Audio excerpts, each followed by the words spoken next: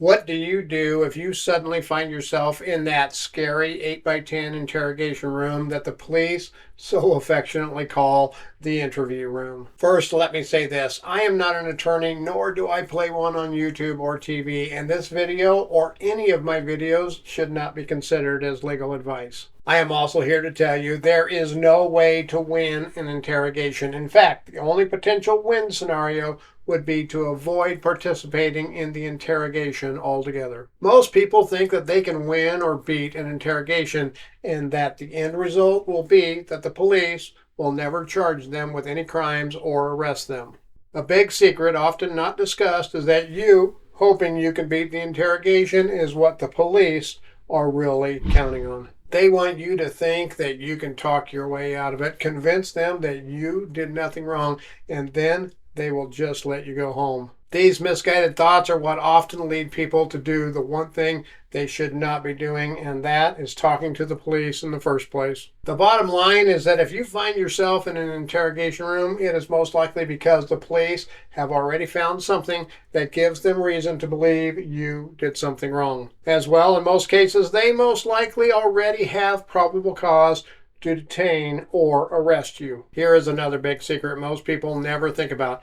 The police often do not know for sure who did what in most cases. They may have some evidence that leads them to believe you may have been involved, but they do not know for sure unless you tell them you did it, unless you confess. You see, regardless of who is being interrogated, they all say the same thing. Innocent people say, "I didn't do it," and guilty people say, "I didn't do it." Often the police just assume everyone is lying because they cannot prove anything one way or another. Given that, you will never be able to talk your way out of the interrogation.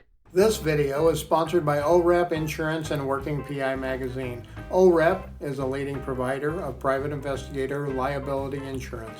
Visit orep.org for a quote today. Another big secret is that in most cases, if you find yourself in a police interrogation room, you are probably not going home that day. Yep, you're probably going to be charged with something. You're probably going to spend some time in jail, and everything you say to the police will not change any of that. You see, the police are very well trained to get information out of suspects. They will often use the tactic of saying they just want to know what happened, or they are curious about what happened. In reality, you are there because they already think you're guilty. So they want you to start talking. They want to let you tell your side of the story. They want you to implicate yourself so that they can make that arrest and close that file and go home for the day. Another thing to remember is that nothing, and I mean nothing, that you say during an interrogation will help your case later down the road. All of their questions are geared to help them build their case, not to help you build your defense.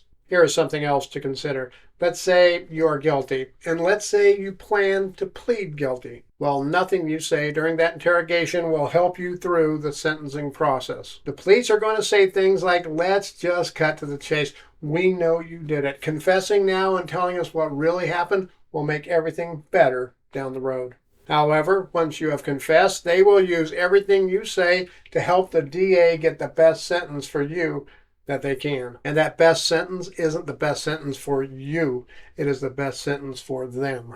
Many people have never heard of mitigating factors or mitigating defense. This is where your defense can use special circumstances to help get you a lower sentence, like life in prison instead of the death penalty. But if your interrogation is conducted in a way where they get you to say bad things about yourself, like, "I know I'm a monster. I couldn't control myself," well, they will use that against you to get the longest, harshest sentence they can. You see, your guilty plea is worthless if you don't have a good defense.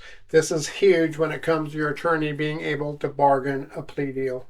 So for those worst case scenarios, instead of mitigating things from the death penalty to life in prison with no parole, your attorney may be able to work a deal for a sentence of 20 to 30 years in prison with the possibility of parole. Or perhaps you are charged with fraud, embezzlement, DUI, or shoplifting.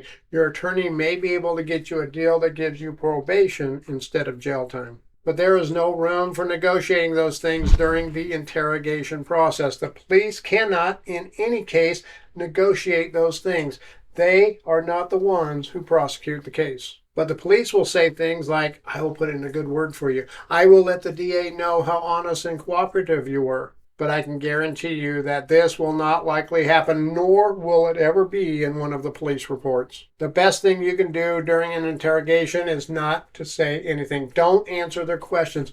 Don't tell your side of the story, and don't argue with them about the facts they present to you. The biggest thing you can do during an interrogation is tell them you want to speak to an attorney. That is it. Invoke your Fifth Amendment right to have legal counsel present during questioning. I know most of you will forget 99% of everything you hear in this video, so if you remember nothing else, remember this. Ask for an attorney as early in the process as you can. I hear people say this all the time. If I am innocent, what do I have to hide? And the police use this tactic as well. It is not about what you have to hide. It is about what you have to protect. Your life, your family, your home, your everything is at risk. I know, once they get you into the interrogation room, once they tell you what they suspect you of doing or what they're charging you with, the adrenaline starts pumping, the fight or flight part of human nature kicks in, and you find yourself in the overwhelming need to defend yourself. This is when to tell yourself, shut up, self. Don't say anything except, I want to speak to an attorney. Nothing at this point will help you more than seeking the advice of legal counsel. There are some things you might consider before you ever get to the point of sitting in that interrogation room. If they have not said that they are charging you with anything, if they have not officially arrested you, then you might ask, what are you being charged with? If they say nothing, then ask if you are free to leave. If they say yes, you are free to leave, then leave. This is the best case scenario. The police may still suspect you, but they have no valid evidence to detain you. If they say no, ask what you're being charged with again. If they say nothing, but they have reasonable grounds or suspicion to hold you, then immediately ask for an attorney. In most cases, the police will usually not arrest you right on the bat either. They will usually detain you so they can investigate and gather evidence. And part of that evidence gathering is asking you questions. The interrogation is part of that questioning process. In fact, the investigation, the questioning continues from the time they make first contact with you through the initial questioning and even during the car ride to the police station. The right to have an attorney present during questioning is your trump card. They cannot ask you anything after that about the crime. The bottom line is that voluntarily participating in an interrogation is a true Kobayashi Maru scenario. The big difference, though, is this is not a test of your strength, leadership, or ability. It is a fight for your life and freedom.